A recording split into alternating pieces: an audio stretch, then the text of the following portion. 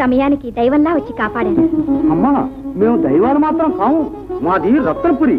వీరి పేరు ప్రతాప్, మా అందరికి నాయకుడు. నా పేరు సుప్రభాతం. మరి మీరు? మేము కోటలో పని చేస్తాం. మాది విజేతపురం. నీ పేరేంటి బుల్లెమ్మ? అదే ఆ పేరు బుల్లమ్మ. నా పేరు పుల్లమ్మ. ఈశ్వర, ఇవి పేర్లేనా?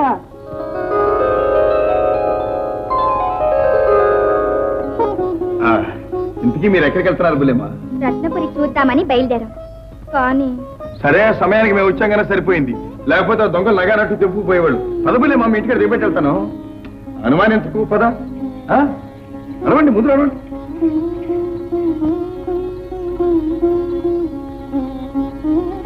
ఇదే మా ఇల్లు. బాగుంది బుల్లెమ్మ. సరే, నేను గుళ్ళో పని చూసుకొచ్చి మరి కలుసుకుంటా. ఏమిటమ్మా ఇది? నా ఇల్లు చూపిస్తూ మీ ఇల్లు అంటారు.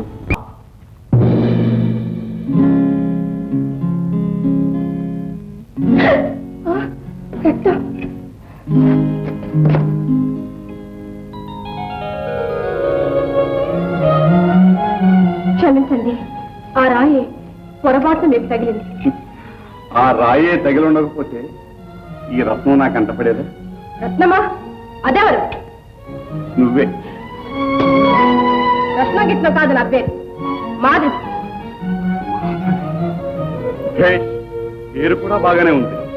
ఈ పల్లెల్లో ఉండే సారం ఏమిటో గాని భూముల్ని భామల్ని చూస్తుంటే కన్నుల పండుగగా ఉంటుంది. ఉంటుంది ఉంటుంది. మా పల్లె పడుతున్న సంగతి మీకు తెలీదు. మంచిగా ఉంటే మర్యాద చూపిస్తారు, మితి మీరితే మన్ను తినిపిస్తారు. పోనీ పాపం దెబ్బ తగిలింది కదా అని దగ్గరకు వస్తే వేషాలు ఎక్కువ అవుతున్నాయి. మాధవి, మరీ అంత కోపం ఎక్కువైతే రేపు కట్టుకున్న వాడు ఎలా పిలుస్తాడు? ఆ బెంగ మీకే అక్కర్లేదులేండి. కట్టుకున్న వారిని ఎలా గౌరవించాలో నాకు బాగా తెలుసు. అయితే మరీ మంచిది. ఇంతకు ఆ అదృష్టవంతుడు ఎవరు? నేను ఆ అదృష్టానికి నోచుకున్నాను.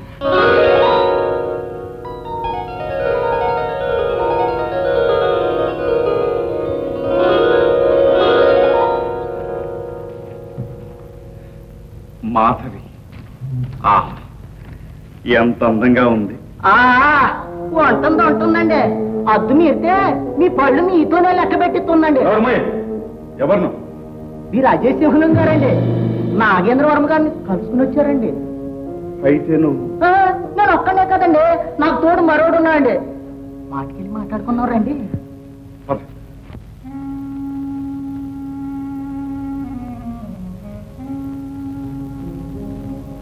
ప్రభు, రత్నపురి గ్రామం నుంచి ప్రతాప్ అనే ఈ యువకుడు తమ దర్శనార్థం వచ్చి ఉన్నారు. విజేతపురాధీశ్వరులకు వినమ్రపూర్వక నమస్కారాలు.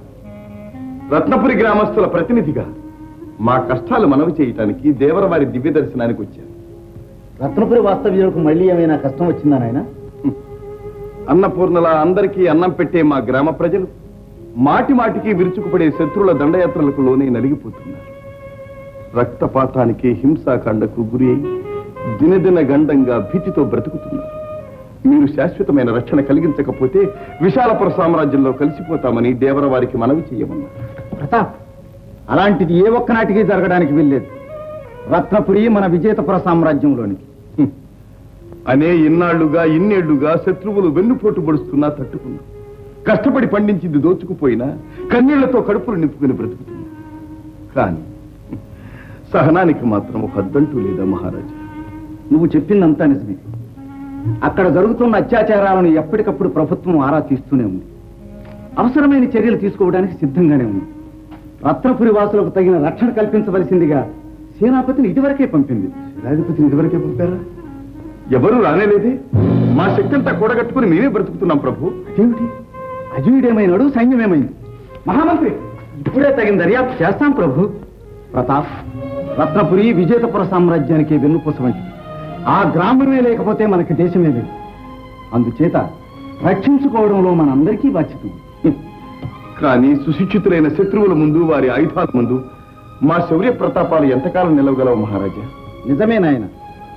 ఆయుధాలను, శిక్షణకు కావలసిన సిబ్బందిని మేమే సమకూరుస్తాం. గ్రామీణ యువకులను ఉత్సాహపరిచి సుశిక్షితులైన సైనికులుగా తయారు చేసే బాధ్యత నీ భుజస్కంధాల మీద ఉంచుతున్నాం. ప్రతి పౌరుని సమర్థవంతంగా ఒక వీరునిగా తయారు చేసి రత్నపురి గ్రామాన్ని మా సింహాసనాన్ని కాపాడాలి. మహారాజా, మీ ఆదేశాన్ని శిరసావహిస్తాను. మా రత్నపురి గ్రామాన్ని ఒక వేరే నిలయంగా మారుస్తాను. మాపై మీకు గల దయార్ద్ర హృదయానికి నా కృతజ్ఞతని సెలవిప్పించండి మహారాజా. చాలా సంతోషం. ఈశ్వర, కోటకి వెళ్ళిన మా అన్న ఇంకా తిరిగి రాలేదేమబ్బా. ఈశ్వర, ఈ పూటకి సత్రమే గతిలా ఉంది.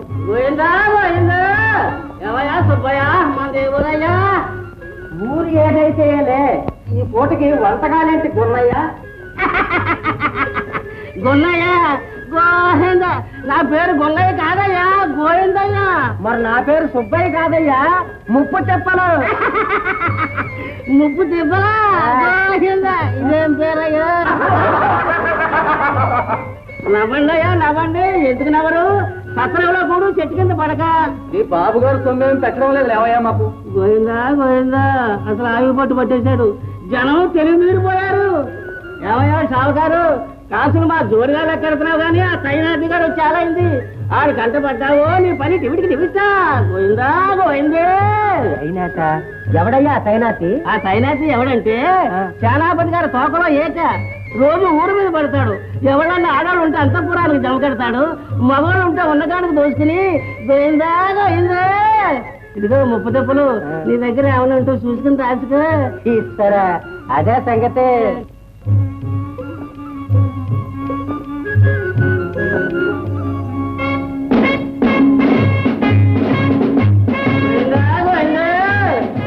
ఈరోజు కొత్త సరిగ్గా నీళ్ళదయ్యా. గోవిందా, ఇంకే నేను ఏమన్నా దాచుకుంటానా బాబాయ్? వెంటనే జమకట్టేను. గోవిందా గోవిందే. ఏమిటి మళ్ళా తప్పుకుంటున్నావు? మనతో తట్టుకుంటున్నాం అంతే. ఏది చూడండి, ఒట్టిదైతే మీది, గట్టిదైతే మాది.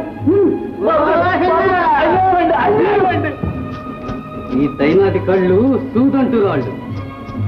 గోవిందా గోవిందే. ఏమిటా? కత్తికాయలండి. ఇంకా రయ్యం కాకరకాయలు అన్నావు కాదు. ఏది చూడండి. బాబోయ్, పెళ్లి కూతురుకు పెట్టాలని తెచ్చే తగలండి. అవి పోయిందంటే పెళ్ళే ఆగిపోయింది. ఆ పెళ్లి కూతురుంటే మేమే చేసుకుంటాం పెళ్లి. ఎవరు నువ్వు? వారి పేరు ముప్పు తిప్పలు. ఉప్పు చెప్పలా? సరే సరే, ఆ సజ్జలో ఏముంది? అదే ఏం లేదండి, కాసిని తేళ్లు అంది మంట కప్పలు. ఇంకా రయ్యం రాళ్ళు రప్పులు అన్నావు కాదు. మా కళ్ళకే సున్నం కొడదాం అనుకుంటున్నావా? అవేవో ఉప్పు చేప ముక్కలు అయి ఉంటాయి. ఉప్పు చేపలంటే నాకు మా భలే ఇష్టం.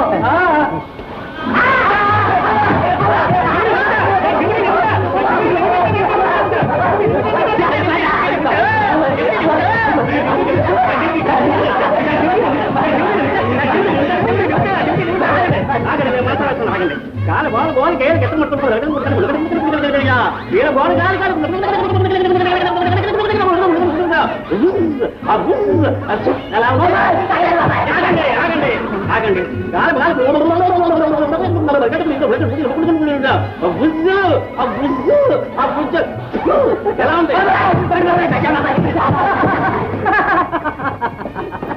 ఉప్పు చేపలైతే ఉబ్బరంగా తిందామనుకున్నాడు యాబ్రాసనాయాల. నీలాగా అన్నిట్లో చేతులు పెట్టి కెలికే వాళ్ళకి అదే శిక్ష.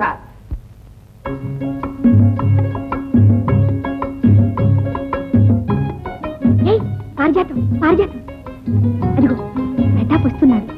నేను చెప్పినట్లు చెయ్యి. ఎందుకమ్మా ఈ పరీక్షలన్నీ? చెప్పానుగా, వీరుడని ముందే తెలిసిపోయింది.